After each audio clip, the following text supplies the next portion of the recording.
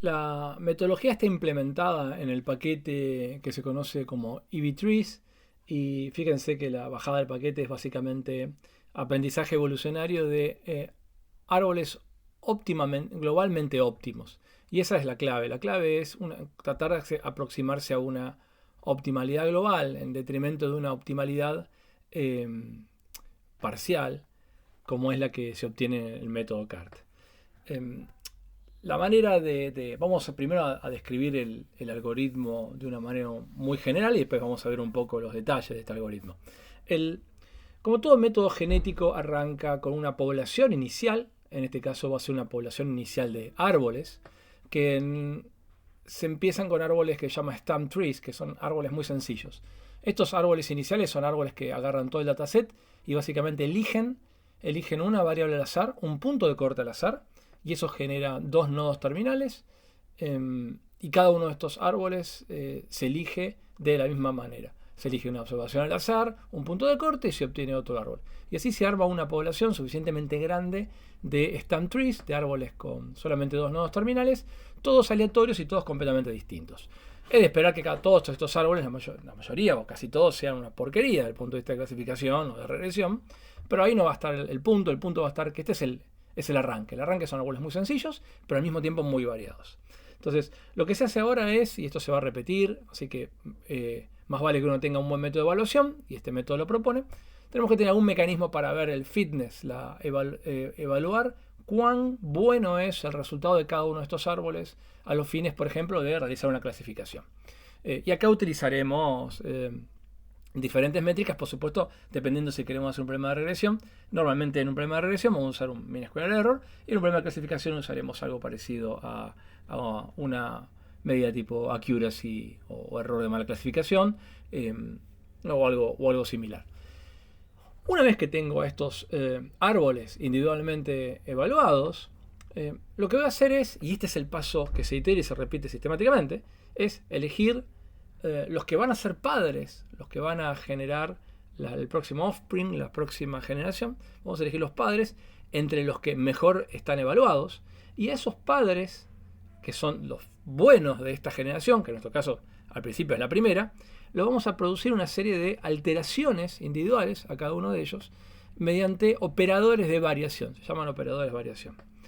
Cuando se generan estas variaciones, vamos a hacer lo mismo, vamos a evaluar cuán buenos fueron estas nuevas soluciones.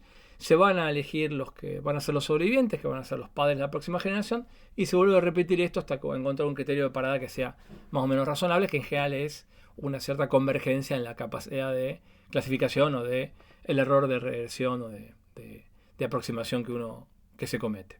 El truco, y esto es esencial en todos los métodos genéricos, si vieron los videos de algoritmos genéticos ya lo tendrían que haber visto, esta idea es que en cada generación uno va a evaluar, siempre en las generaciones voy a terminar evaluando la nueva población que tengo. De esa población voy a elegir individuos que sean aptos, eso quiere decir que clasifiquen bien o que aproximen bien.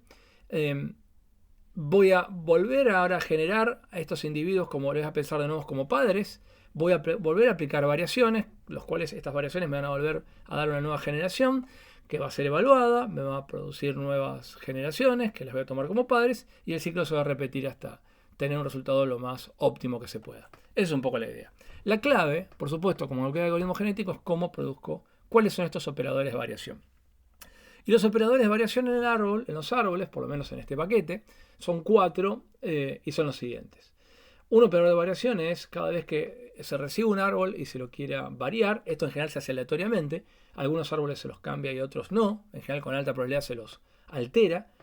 La primera variación es modificar el split. O sea, se elige aleatoriamente un nodo terminal del árbol y se lo parte aleatoriamente con alguna variable nueva y algún punto de corte nuevo completamente aleatorio. O sea, se agarra un nodo terminal y se genera un árbol un poco más complejo que consiste en agarrar ese nodo terminal, elegir una variable al azar y elegir un punto de corte al azar.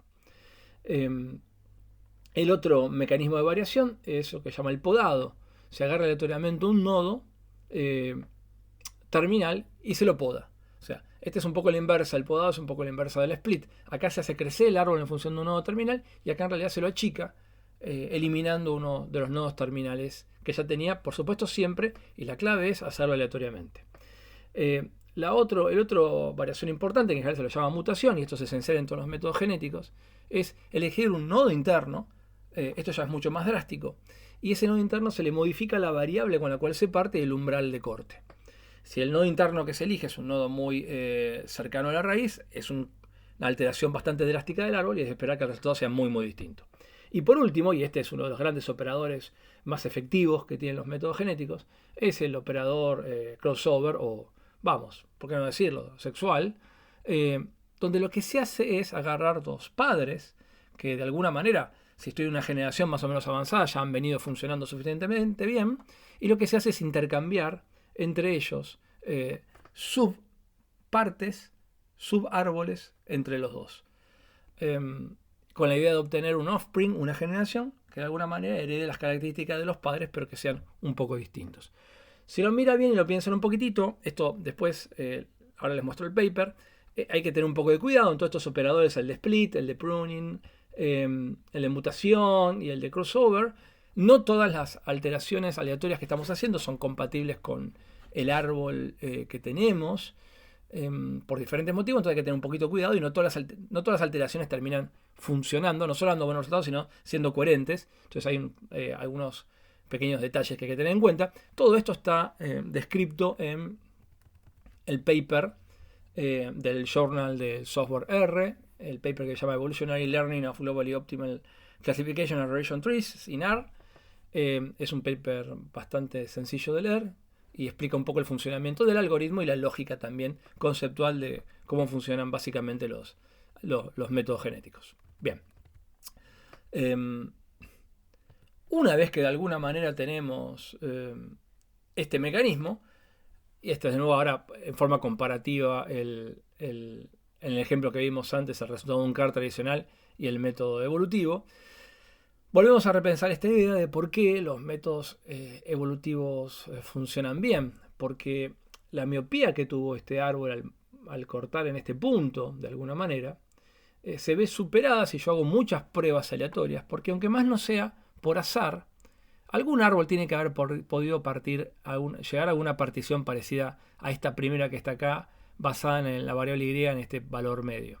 Una vez que, incluso por azar, tuve la suerte de haber agarrado esta partición, los caminos que siguen ahora son mucho mejores. Entonces, eso me muestra que a veces, si yo tengo una buena forma de ver mi espacio de posibilidades, alguna de esas opciones, soluciones al azar de ese espacio, por ahí no es muy buena, pero sí habilitan pasos sucesivos que son muy buenos, y esa es la lógica de los árboles evolutivos.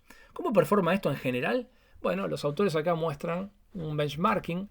Esto es una comparación con quizá uno de los métodos que funcionan mejor, que superan un poco el método CART, que son los Conditional Inference Trees. Y lo que ven acá es una comparativa donde se mira la ganancia en accuracy de los EV trees con respecto a los C trees, que de por sí son mejores que los CART. Y se puede ver que salvo en un dataset, cada una de estas filas son datasets de benchmarking que se usan desde hace mucho tiempo. En todos los casos, salvo en este caso, los árboles evolutivos funcionan mucho mejor. Así que la verdad que es una herramienta bastante interesante. Próximo video vamos a ver qué es lo que pasa con nuestros datos bancarios, a ver cómo le va a los árboles evolutivos.